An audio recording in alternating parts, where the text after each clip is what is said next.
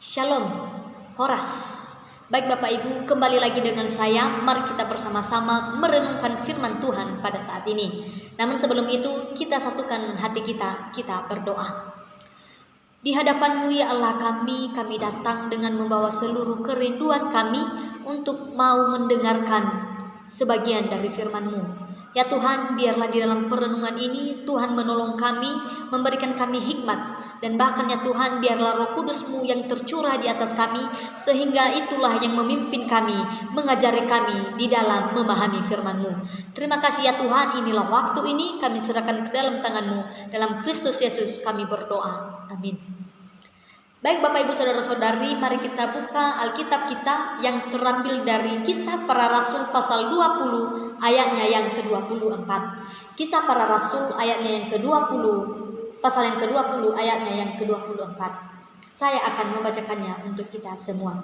Tetapi aku tidak menghiraukan nyawaku sedikit pun, asalkan aku dapat mencapai garis akhir dan menyelesaikan pelayanan yang kuterima oleh Tuhan Yesus kepadaku untuk bersaksi tentang Injil anugerah Allah. Sekali lagi saya bacakan untuk kita semua. Tetapi aku tidak menghiraukan nyawaku sedikit pun, asalkan aku dapat mencapai garis akhir dan menyelesaikan pelayanan yang kuterima oleh Tuhan Yesus kepadaku untuk bersaksi tentang Injil anugerah Allah. Bapak Ibu Saudara-saudari, yang menjadi tema perenungan kita pada saat ini ialah kuberikan segalanya untuk Tuhan. Kuberikan segalanya untuk Tuhan. Bapak Ibu yang terkasih di dalam nama Tuhan kita Yesus Kristus, kitab yang kita renungkan pada saat ini ialah kitab yang termasuk bagian volume kedua dari tulisan Dr. Lukas, yaitu Kisah Para Rasul. Kisah Para Rasul ini adalah kitab yang ditulis sekitar tahun 80-an. Kitab ini merupakan karya pembelaan yang menjelaskan tentang iman dan gereja Tuhan kepada seorang yang bernama Theophilus. Dan pasal 20 ini menjelaskan tentang bagaimana pelayanan misi Rasul Paulus yang meninggalkan Makedonia, Akhaya hingga dunia non-Yahudi. Dimulai dari pasal 13 sampai 28 ini menjelaskan tentang pertobatan Rasul Paulus dan pelayanannya, di mana inilah juga awal atau sejarah Injil masuk ke wilayah Eropa. Banyak tempat yang dijelajahi Rasul Paulus di daerah tersebut hingga sampai ke orang non-Yahudi bersama dengan pimpinan Roh Kudus. Pasal 20 ini menjelaskan perpisahan Paulus dengan penatua di Efesus. Di sini ia menyampaikan bagaimana kesungguh-sungguhan hatinya melayani Tuhan di Asia. Kemudian ia juga menyampaikan perjalanannya ke Yerusalem. Itu atas pimpinan Roh Kudus juga. Sehingga dengan tuntunan Roh Kudus pun dia mengetahui bahwa penjara dan sengsara sedang menunggunya. Tetapi apa yang dilakukan Paulus dalam hal itu, apakah dia menyerah di dalam melakukan tugas dan tanggung jawabnya, yaitu memberitakan Injil? Dan inilah yang akan kita renungkan pada saat ini. Di ayat 24 dikatakan, "Tetapi aku tidak menghiraukan nyawaku sedikit pun, asalkan aku dapat mencapai garis akhir dan menyelesaikan pelayanan yang kuterima oleh Tuhan Yesus kepadaku untuk bersaksi tentang Injil anugerah Allah." Bapak Ibu, bagian ini merupakan penjelasan atau penegasan Rasul Paulus dengan tekadnya yang kudus, yaitu melayani Tuhan harus mencapai garis akhir. Dan bahkan di dalam tekadnya pun dia tidak menghiraukan nyawanya. Artinya dalam pelayanan itu pun dia rela mengorbankan nyawanya. Itu artinya bagi Paulus melayani Tuhan lebih berharga daripada segalanya. Padahal Paulus sudah mengetahui bahwa sengsara sedang menunggunya, badai besar di depannya, tetapi meskipun begitu, dengan gagah dan berani dia mau menaati, dia mau menunjukkan dan mewujudkan segala apa yang telah menjadi tekadnya. Target Rasul Paulus bukan hanya bertahun-tahun, melainkan seumur hidupnya.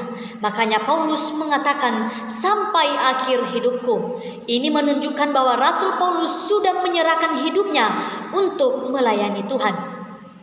Hal ini pun terbukti di 2 Timotius 4 ayat 7. Di sana dikatakan di mana Paulus sudah mencapai garis akhirnya dan sudah memelihara iman dengan benar kepada Tuhan.